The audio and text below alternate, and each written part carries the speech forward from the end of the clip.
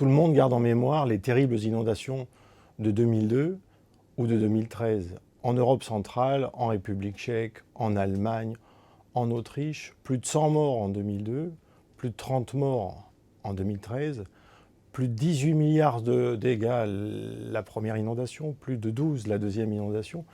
Les impacts climatiques qui sont déjà là. Veolia en Europe centrale, vis-à-vis des gaz à effet de serre, a une double stratégie. Une stratégie d'anticipation, avec l'efficacité énergétique, avec la réduction des émissions de méthane, avec la cogénération à haut rendement ou l'amélioration des rendements de réseau pour réduire les fuites. L'objectif, il est simple. Il est bien entendu de réduire les émissions de CO2 et il est aussi surtout de réduire la facture énergétique de nos clients, qu'ils soient municipaux ou industriels. Prague, au début du contrat, avait un rendement de réseau inférieur à 50%. Aujourd'hui, il est de plus de 75%. Bucarest était inférieur à 40%. Nous avons dépassé 65% de rendement de réseau. Et les chiffres sont similaires pour toutes les villes dont nous avons la responsabilité. Je pourrais vous parler de Sofia, je pourrais vous parler de Hradec Králové, de Zlín. Nous luttons contre le réchauffement climatique. On le fait avec nos partenaires parce qu'ils ont compris que nos métiers, leur complexité, leur anticipation permet d'éviter la crise, permet d'éviter le blackout et finalement permet d'améliorer la vie de tous et de toutes. Veolia, dans les villes qui lui ont fait confiance, a établi des relations très directes avec les collectivités et l'État, dans ce qu'on appelle une cellule de gestion de crise.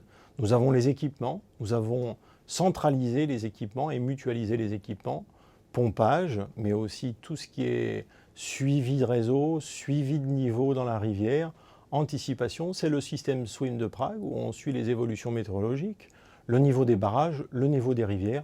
On est capable en alerte et par anticipation d'annoncer la catastrophe, mieux qu'annoncer la catastrophe, de la gérer. À Budapest, c'est historique et en 2013, nous avons évité une crue historique. On a reçu les félicitations à la fois du gouvernement hongrois mais aussi du maire de Budapest. Nous avons sauvé la ville. Ça fait partie de nos engagements, ça fait partie des entretiens. Une crise, ça se prépare, ça s'anticipe et ça se gère. C'est le métier de Veolia. En Europe centrale, les mentalités sont en train de changer. Pendant longtemps, les collectivités publiques ont considéré que le réchauffement climatique et d'une manière générale le développement durable n'étaient pas des priorités. Elles sont en train de s'apercevoir qu'en appréhendant le sujet, en l'anticipant, elles deviennent pourvoyeurs de solutions. Elles sont même capables d'utiliser les références comme vitrine.